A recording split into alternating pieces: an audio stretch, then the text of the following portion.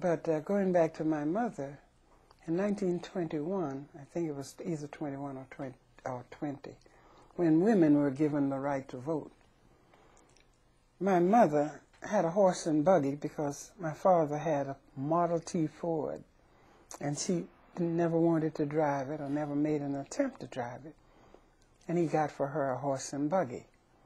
And I remember I would sit in the horse and buggy, and she would go to places, and she'd get me to knock on doors and ring doorbells, get the women out, take them down to the registration office, and let them register.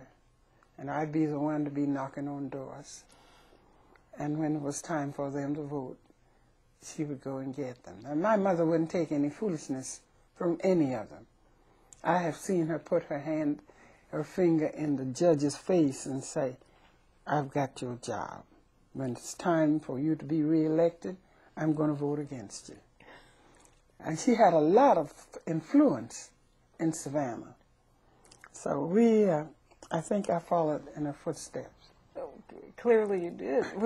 When you were talking about, or we were talking about the heritage that you come from, it's amazing to me how phenomenally successful your father was economically when, as I recall, I believe I read that he'd gotten only as far as the 3rd grade in his formal education? And a wonderful mathematician. Wonderful.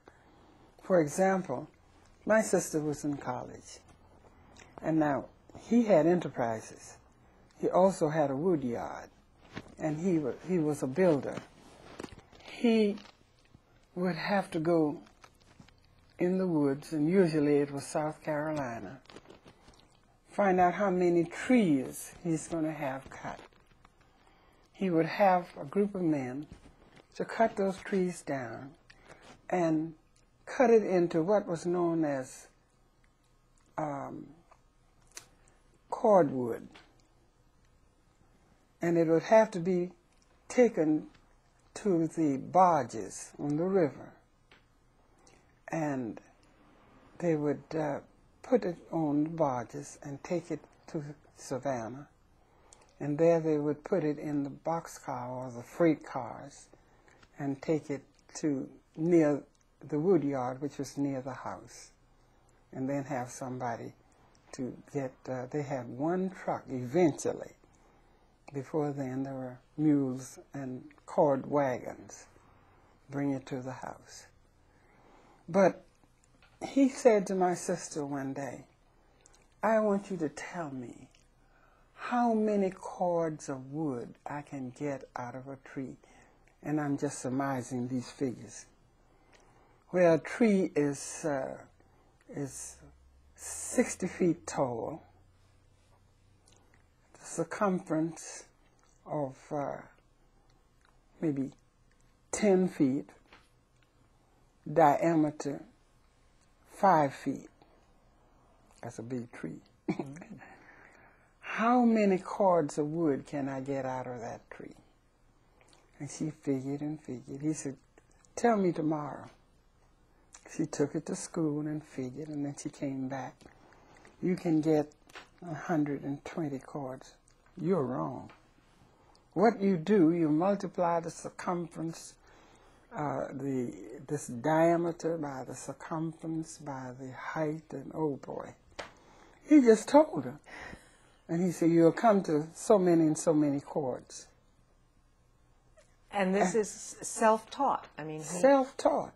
Oh, yes. He was self-taught, but he was a great mathematician. How did he have, in a country that was so racially segregated and so focused on, keeping black people economically deprived, how was it that he was able to have the self-will, the self-confidence, and control of his environment so that he could create this kind of economic stability? Well, I think no doubt it was the way that he was taught. Unfortunately, I don't have the history of my father, like I have of my mother.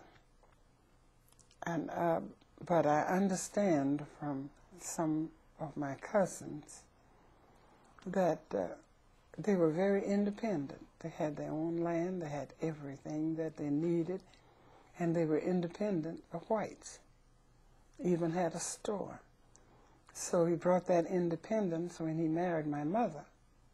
And the two together taught us to be independent.